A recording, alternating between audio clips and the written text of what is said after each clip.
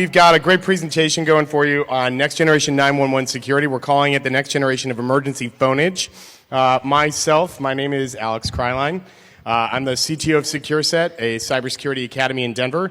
I used to be a strategist with the Department of Homeland Security and a researcher with NIST. I'm also a level 8 cyber wizard. That's me. This is my partner, Trey. I'm Trey Forgety. I'm the Director of Government Affairs, and they call me the resident teenager at the NENA, the 911 Association. He's got a great face. We're the standards developer for everything related to 911, so when you get found, when you call from a cell phone, we're the reason that's actually possible. I'm also a former presidential management fellow. Alex and I did very similar tours. I was at DHS, FCC, NTIA, kind of all over the federal government. The reason that I'm still into like computers and security stuff, in spite of being, and I'm going to use the official DEF CON term, a fucking lawyer. In spite of that, the reason that I can still be into all this sort of stuff is because, in addition to that, I'm a physicist and a navigator. So these are things that technologies that are still very interesting and important to me, and I kind of try to keep on top of stuff. Also a pirate, true story. So a couple of opening shots we'll set the stage a little bit. We're going to talk about some vulnerabilities in the way trust is implemented in next generation 911, which we're going to tell you all the sort of background about first. There's a really important reason that we're doing this. In the public safety community, we're very comfortable with not telling people things. Like, everybody knows the police department, the fire department, they just love sharing information, right? Well, 911's the same way. The problem is, in today's information security environment, that doesn't work. The only way you get stuff fixed is by talking about it and bringing people like you together to say, oh, okay, how can we poke at this and figure out how it works and break it and make it better. So that's why we're doing this, and we believe very passionately, our organization does, that talking about vulnerabilities makes us stronger, and so we're going to be doing that. This October, we're actually doing the first 911 cybersecurity conference. It'll be in Columbus, Ohio. It's going to be really cool. Same reason I tell my dates I cry in my sleep. So I'm going to talk a little bit in the first part of this, a little bit of history. And it's important to understand that today's 911, the 911 that you could use if you called right now, it's called E911. That's a part of the telephone age. It's not a part of the computer age, and it's certainly not a part of the internet age. It really is a part of the telephone age. There are things here like time division multiplexing and class 5 ESS switches that you just, like, people like us don't ever want to see in our day jobs, because that just means we're doing something wrong, right? But 911, that's all that it runs on. And that has some consequences. So historically, trust in the public switch telephone network was this very sort of inherent thing. You had relatively high confidence usually that the person you were calling was the person that you got, because there was physical security of the trunks running through conduits and overhead cable. The signaling was very obscure. Until folks like Captain Crunch, T-Profit, and folks, the telefreaks, really got into poking around with the network. Things like medium frequency signaling and CAMO, which is centralized automated message accounting, which is, no joke, a paper tape protocol invented in the 1950s, which is still used to connect 911 calls today. No joke, if you make a 911 call, it's probably being connected by a CAMO. And carrier pigeon. That too. You also had control plane segregation, legal protections, all these sorts of things, and that just meant that you didn't have to worry about things like certificates and authentication and cryptography and so forth. That just wasn't in the mindset, and it's still largely not in the mindset of public safety professionals.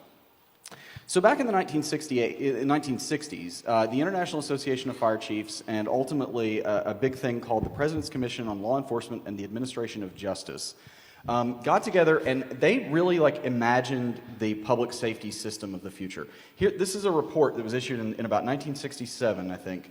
And in this report, they actually envisioned having 911, having computer-aided dispatching, automatic vehicle location, and radios on every cop. That's pretty amazing at a time when a radio was something that you could just barely fit in the trunk of a car.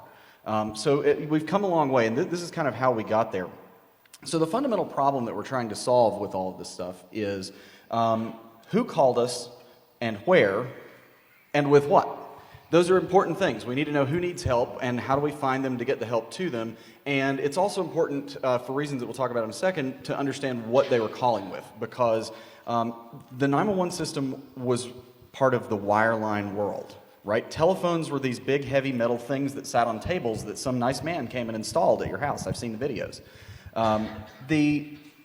That changed, though, in the 1980s when all of a sudden a phone could be a 3-pound hunk of metal that you put in the floorboard of your car.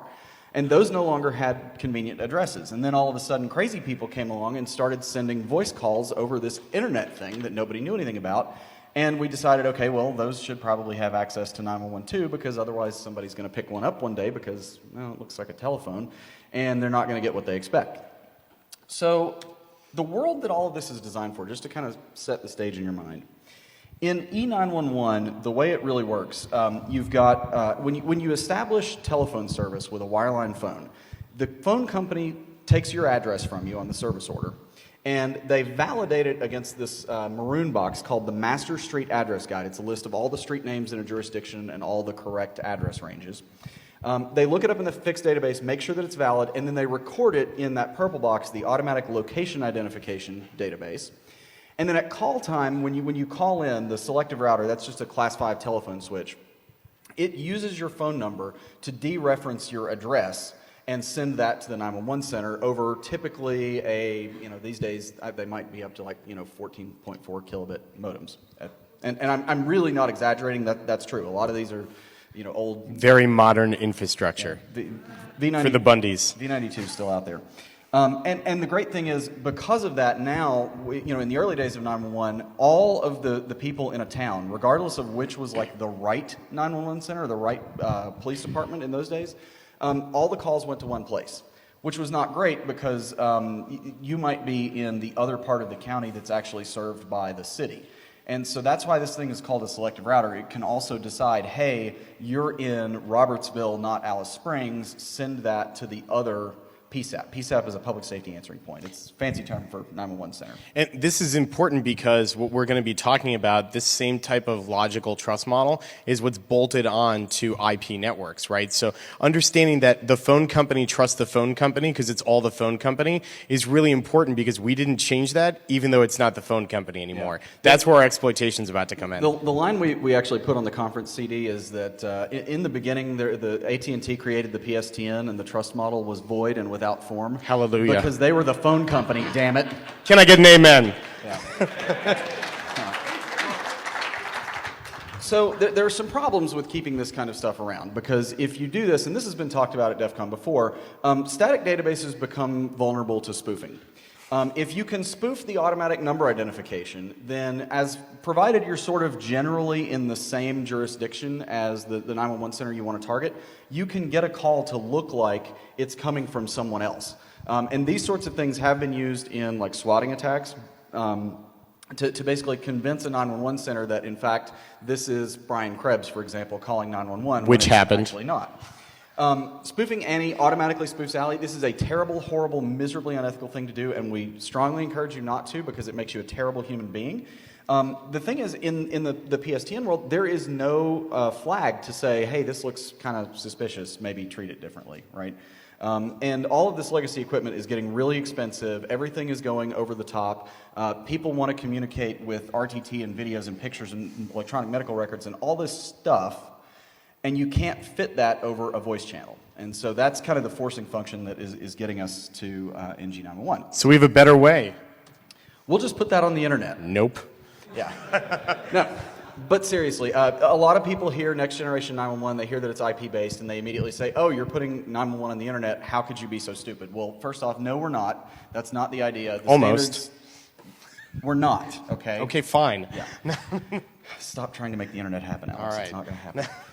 So it's going to be over private managed IP networks. It's all hopefully going to be very secure. But as we're going to talk about in a bit, there are some reasons why things have to work differently for life safety systems. So other sort of externalities that matter for us, carriers are walking away from their legacy TDM infrastructure. They don't want to be in this business anymore because it doesn't make money, it's expensive to maintain, it's highly regulated. So even in places where they are keeping up the copper network, they're no longer keeping up the copper network for the purpose of carrying analog voice. They're actually giving you a DSL terminal adapter for your house and then spitting the telephone stuff out the back end of that. They're doing the conversion inside the home. And that has real consequences because now that changes the way that the voice call part of it is being carried, even in the wireline world.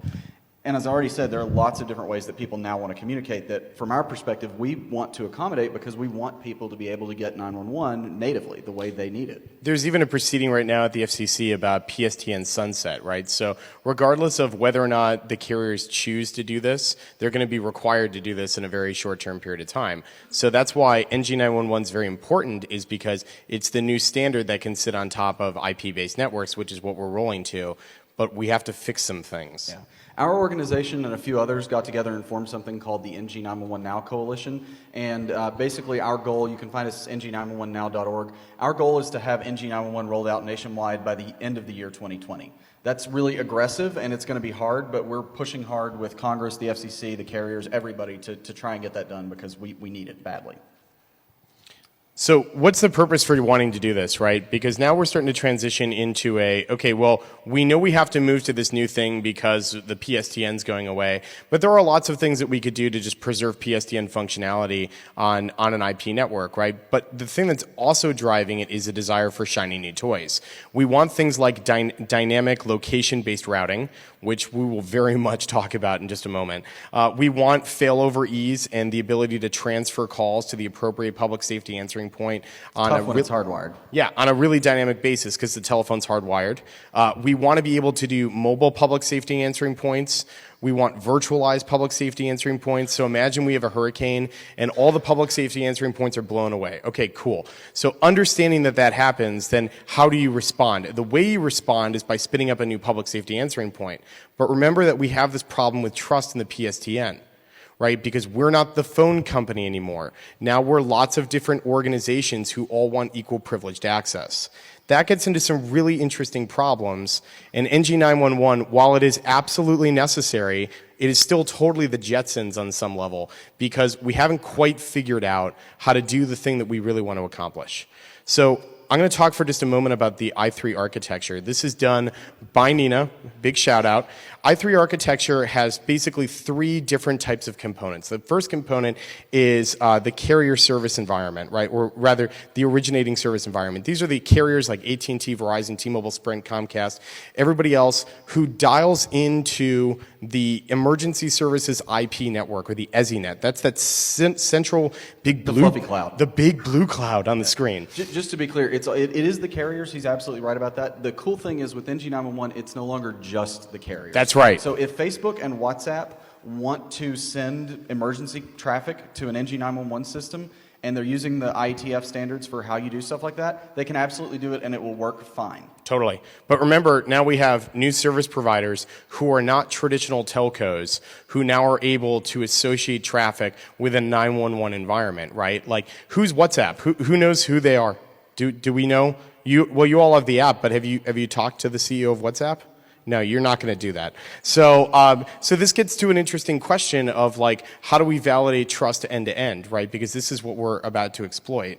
What's the third part of this architecture are these legacy and next generation public safety answering points, right? So ultimately, what the duration of this talk is going to focus on is the association between those public safety answering points and that EZNet, right? That emergency services IP network. So let's talk. Real quick, I want to give a shout out. The National Highway Traffic Safety Administration operates the National 911 Office, which it's really unfortunate within our government. There is like one person with a handful of contractors whose and role she's it a is boss. to make. She's awesome, Lori Flaherty. They actually put this diagram together. They're great for this stuff. So big shout out to NHTSA and the National 911 Office. Thanks, Lori. So let's talk protocols for a minute. So, because this is really what we're going to be exploiting in the next couple of slides. We have this thing called the ESRP, or the Emergency Services Routing Protocol. This is basically a SIP proxy, right? Handles all SIP traffic that's initiated within inside of the EZNet. The second piece that we have is this emergency call routing function, or the ECRF. This determines the best or most appropriate PSAP. Not the nearest. Not necessarily the closest, but the most appropriate, right? So, like, if can you give a use case about where one wouldn't be the closest but most appropriate? Perfect example of this. If you are standing right near the border between two counties, one county has its 911 system literally directly across the line within like feet of you, but you're here. The people that respond, the people that are supposed to answer that call, are your county's 911 center. It may be farther away, clear across the state, but it's still the right one because you're inside its service contour, which gets important in a minute. So then the last piece we have is the policy routing function, which really defines the non-geographic assets of routing, right? Like, flag these calls, send all these calls to this one public safety answering point, because they have like special analysts or, telecommunicators who are there, who are the 911 call takers, right? Somebody who might be specially trained in some sort of methodology. And then the last one is ICAM, which we all know, Identity Credential Access Management. So these are really the four different pieces of the network that we're going to interface with. So what's the trouble with trust? This is a really important piece, because what we've done, as we've talked about, is we took this legacy methodology of trust from the PSTN, we laid it on the IP network. Remember that all calls, under all circumstances, must reach 911, even if the authentication fails. Everything has to go through. Why? Because if something happens, we want to make sure that somebody's taken care of. We've got a great quote on this in a second. It's just not acceptable to say, we're sorry your certificate is expired, please hold and bleed to death. And we'll have someone with you in a wait time of 5 to 10 minutes. But the interesting part here is what we've built underneath of this model of all calls must go through is a fail working model. And that fail working mode is really important, and is what we're about to talk through the exploitation. So this is, I'm personally very proud of this. I would love to say this was intentional and I hacked DEF CON knowing that someday I would give this talk, but that's total BS. But 2 years ago I asked Bruce Shiner a question about how do we get folks to, how do we drive adoption of secure communications technologies by making sure that access to emergency services, which for people experiencing some kinds of emergencies, it's really important. If you're being abused, if you have a medical condition, you don't want other people to know about that. We have to keep up trust. And Bruce thought about it for a second and he said, if there's some reason the PKI doesn't work, if there's some reason the fucking PKI doesn't work, I want to fucking talk to 911. Amen. And I guarantee you everybody feels that way, right? I mean, you don't ever want to hear, we're sorry the OCSP server is offline, you can't call 911 today. MERP. That's just not okay. So that has consequences, though. In military communications, in financial communications, in literally everything else we do, if the authentication fails or encryption fails, we say don't handle that traffic because it's not good. We don't want it. It's potentially malicious. In 911, that's not an option for us. We don't get that privilege, so we have to work around it, and that has real consequences for vulnerabilities in deployed systems. So we're going to talk through what our methodology was for exploitation of the emergency services IP network, and basically that side of the architecture for NG9-1-1. So when we wanted to do our research here, we focused on not necessarily low-hanging fruit, but the hard-to-solve problem. Because the hard-to-solve problem here is how do we make sure that all calls go through? And quite frankly, we haven't figured that piece out. And that's why we're here, because we're going to talk about our exploitation. What we did figure out, though, is how to use the fail working model to our nefarious advantage. So I'm going to talk through the steps that we took. The first one was we exploited the underlying cryptographic vulnerability in the current implementation of the standard, not in the standard itself. We'll talk through that. Two, we got command and control inside of the EZNet. We were able to forge geolocation coordinates for both where our public safety answering point is supposed to be in the world, and thus it's also its inherent service contour, but also where all of your calls are supposed to come from is very different from where we tell the EZNet where they actually come from. We were able to set up a denial of service attack to DOS the other public safety answering points and capture all the failover traffic. So in 3 different ways, we figured out how to subsume all of the possible traffic so we get all of the calls. So all calls flow to basically my laptop. Important caveat, very important caveat. We did not do this in the world, so I'm not going to jail for DEF CON. Sorry, guys. Output was we did this at a research lab. We went to Texas A&M University to the Internet 2 lab. They were incredibly cool to have us. We're going to give a huge shout out at the end for them. But I want to note that there are some really important things here. This is a lab environment. It's not a production environment. So things are going to operate differently. They're both neater and cleaner in some areas. They're also way more fucked up in other areas, right? The other piece of this, though, is that some of this is just the way that the software is currently implemented, and because it's not running in a production environment, some things we were able to do, we don't know if they will fix in production. So we figured out what those really awful things were, like read-write privileges and privileged escalation, and figure out then how to take those and go back to the vendors to help them make a more secure solution. And I'll just point out there that a lot of this, so there are a lot of NG9-1-1 systems that are deployed today. They're sort of transitional. And so some of these things you probably could go and do if there was something attached to those other than like analog voice channels, but there isn't. There's so, not. You know, it's kind of hard to, you know, pop certificates over TDM voice. Yeah, so this is not an O-Day talk. Sorry, guys. So let's start with our first step, exploitation of certificates. So NG9-1-1 uses certificates to assure trust, so they're not just letting people blank fire. There is in the standard a requirement for certificate authority, but it's called the PSAP Credentialing Authority, and due to reasons mostly involving money, it doesn't exist yet. Womp womp. While it calls for that certificate authority, they're actually today just using self-signed certificates. Woo. Boom. So here's the problem with self-signed certificates.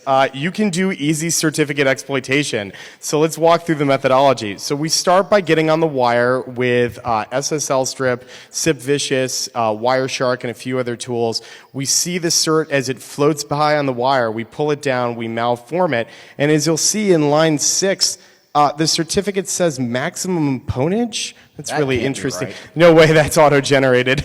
So we now supply our self-signed certificate to our own virtual public safety answering point, right? So we have access to a virtual one because Texas A&M was cool enough to give us one, but you can also go out and get them because they exist, because we want emergency response to be dynamic. So we have this public safety answering point. We have our own certificate. We have all the drivers. We've got all the ports correctly configured. We associate it with a network, and what happens next? Boom goes the dynamite. We're now authenticated to the Emergency Services IP network, or the EZNet, in equal privilege to everybody else. It accepts our certificate, and now we're on, and what happens? SIP sessions start moving because it has load balancers that are inherent in the network. We don't have to do anything but provide the network our base geolocation coordinates to start getting traffic. So we've invented a bullshit PSAP. We've supplied the EZNet with a bullshit certificate, and we already start capturing 911 calls. But after we do this, because I'm a special brand of interesting person, I wanted to do 2 different types of geolocation attacks. The first one is I wanted to see if I could move my PSAP. So why would I want to do that? So I've got this rogue, it's like a rogue base station attack, basically. You want to put the victim in geolocation to your infrastructure. So I moved my infrastructure to be in geolocation of whatever I wanted. So in this circumstance, right, the ESRP uses this function called lost, the location and service translation, and it requires the ECRF, to use the location data interface to figure out where I actually am.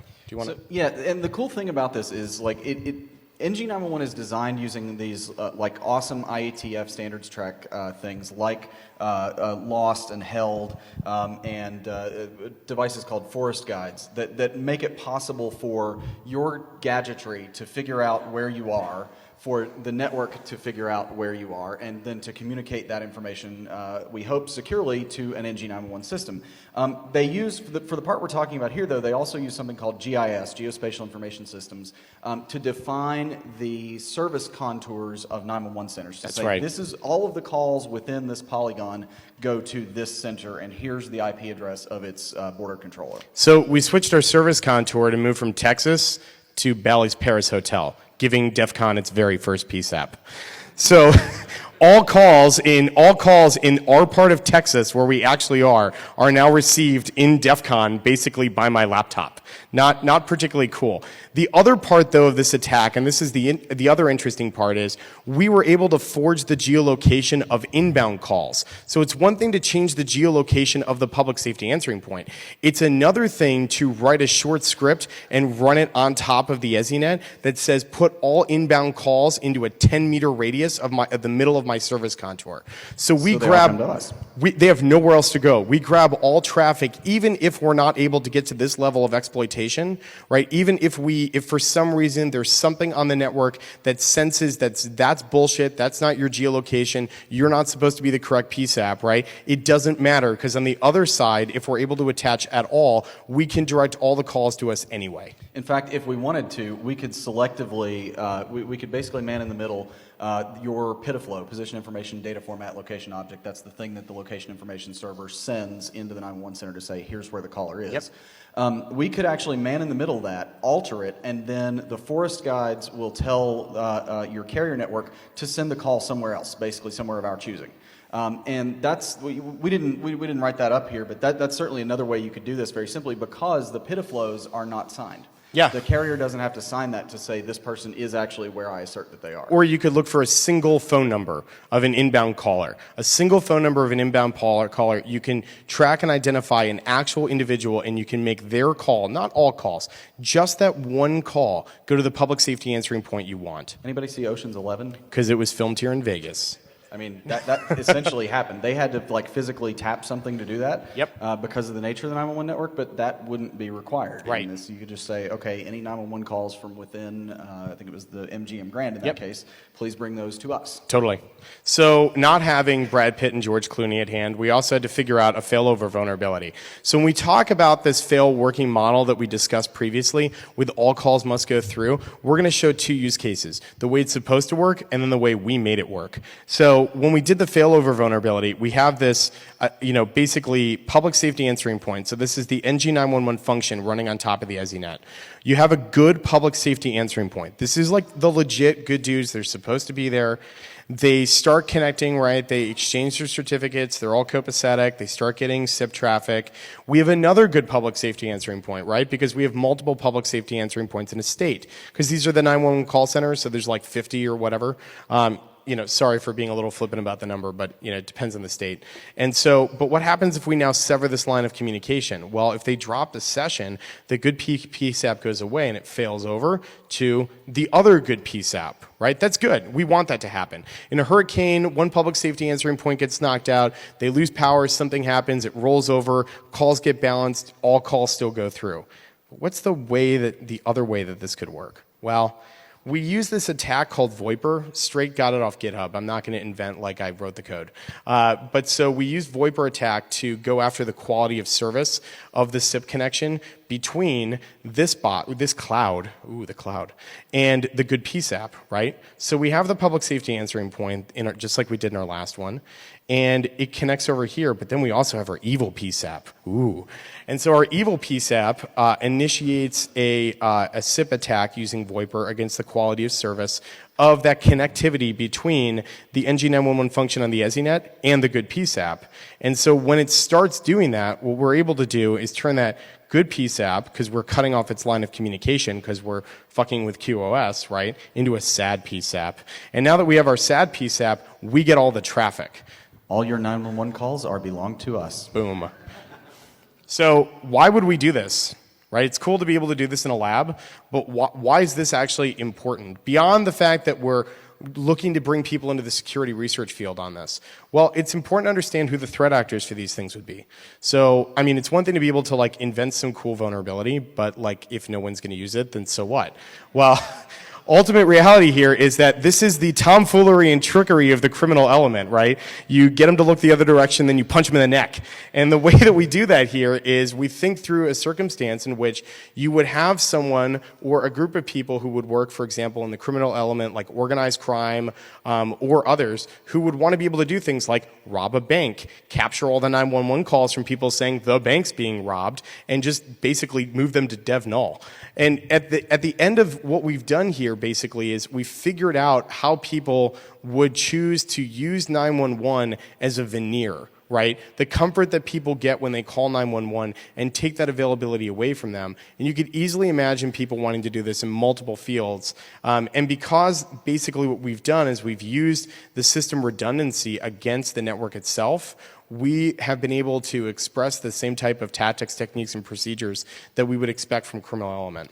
And I'll point out, let me give you a kind of a hypothetical example of like where and why this could matter. So one of the big like sexy use cases for NG9-1-1, if you remember the Christmas Day bombing attack from New York City, that was stopped because someone called 911 and they said there's this creepy looking white van, here's the license plate, blah, blah, blah. That's great, that works, creepy looking white van, it's a Ford license plate, etc. It would be much better for us in the public safety community if the person making that 911 call could instead simply snap a picture of the creepy looking white van and send that to us so that we can then decide, okay, is this relevant? Yes, great, push it out to the cops on the street, go after this creepy looking white van. Because that stops, I had a buddy that got, yanked out of his truck and thrown to the ground with, guns to his head basically because he was driving a truck that looked like one of an armed robber. With photographs, it's harder for that to happen, hopefully. But somebody could easily, in a circumstance like that, alter that information. If they were lurking, the attacker could have said, okay, I see that photograph coming across the wire. Let's make the white van red Tercel. Yeah. So, I mean, you can fool with the integrity and availability of these systems, but what's important to understand is it's not just a 911 network. It's a critical infrastructure network. Like, these are things that people use that we all pay money for, that's supposed to work, that we're supposed to be able to rely on, and that's why you have to do vulnerability research in these areas. But not all is lost. There are mitigations. Trey?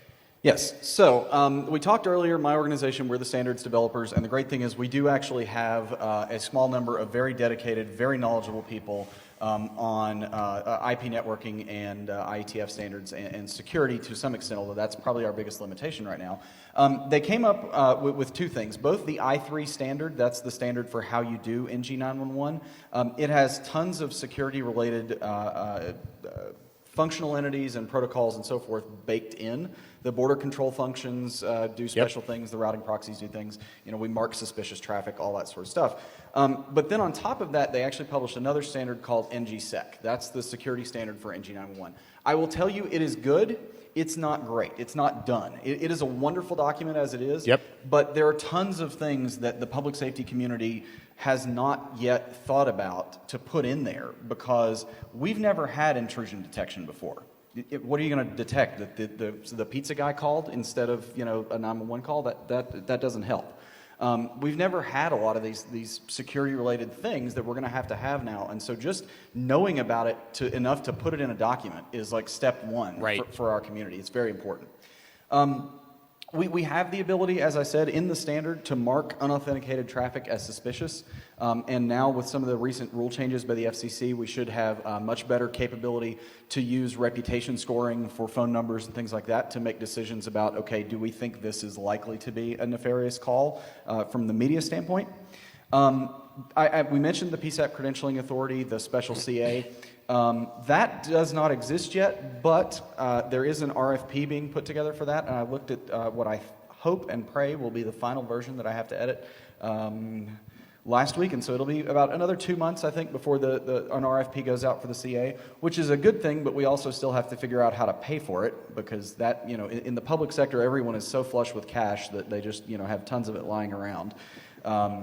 Not really. Depends on which state, but yeah. Not really.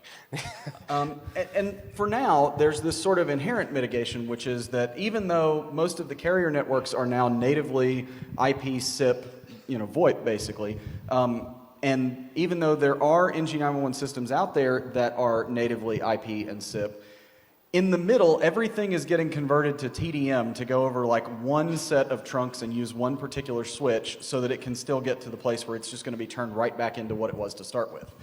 Which is not terribly efficient, but it is sort of a security protection because turning your traffic into TDM first breaks a lot of the stuff that we talk about here because none of the IP stuff actually makes it out the other end. Plus, even if we wanted to get away from the technical side of things, right, like if you're a public safety answering point and you normally get like 80 calls in an hour and you get no calls for like 3 hours, you can probably start to imagine that there's something up, right? So there's if you're just a smart person, you'll figure out that you're under attack depending on what the nature of the attack is, and you can then contact your systems administrator on line 7.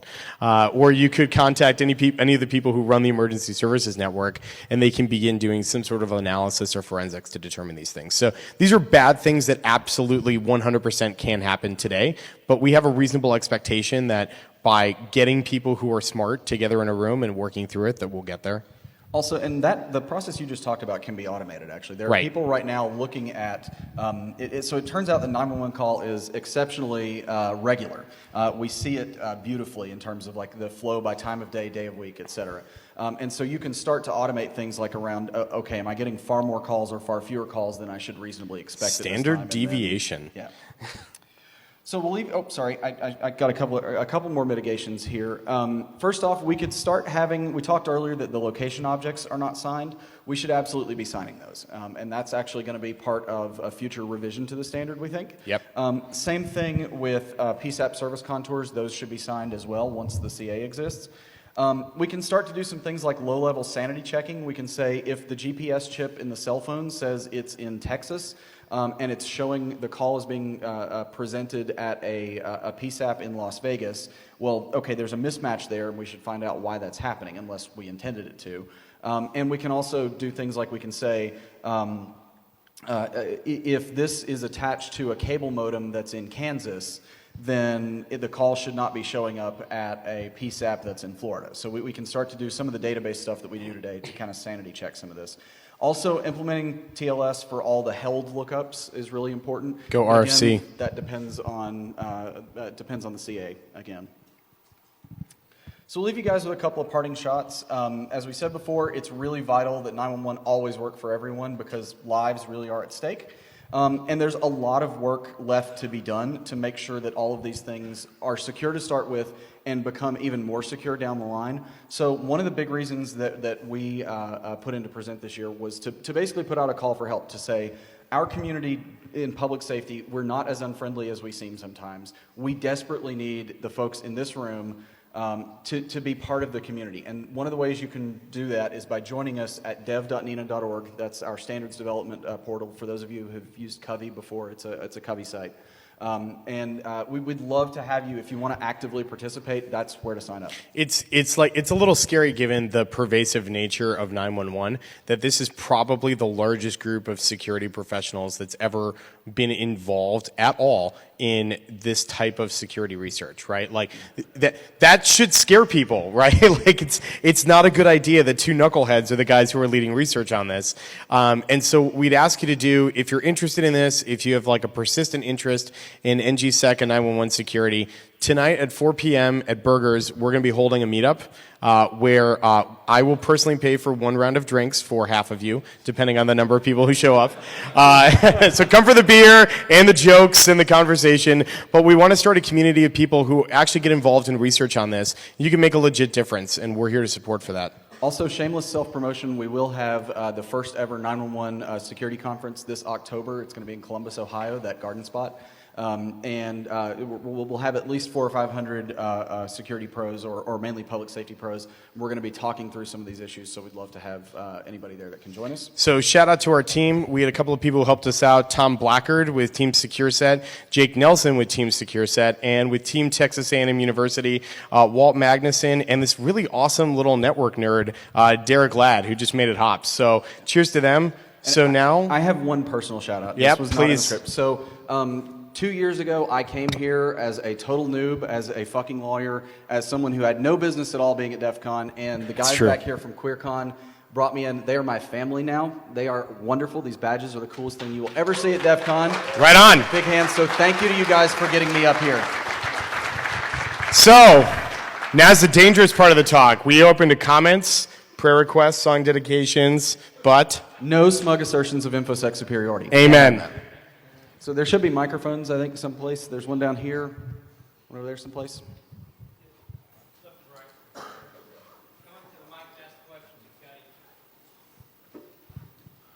Hello. Since the HIPAA standard actually deals with 911 and emergency centers where a patient cannot die simply because their computers aren't up, I was wondering how much have you actually looked at, and it's really scary if you actually consider emergency room security an improvement, but actually it might be. How much of that standard have you actually looked at versus trying to reinvent the wheel? So HIPAA applies in some very specific and relatively narrow circumstances. There are certain types of information in certain types of transit that have to be protected certain ways. The objective of the I3 and NG sec specs was to make sure that that was at least a minimum, so that we were not we're not trying to reinvent the wheel.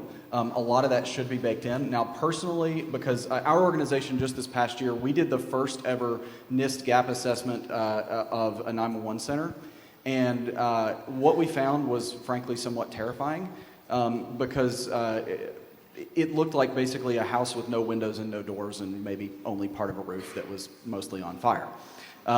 And so we're a little bit scared about where that is. We have had just this year about 6 or 8 hit with ransomware, and thankfully those guys were just interested in getting paid, but they could have equally been interested in taking people's data.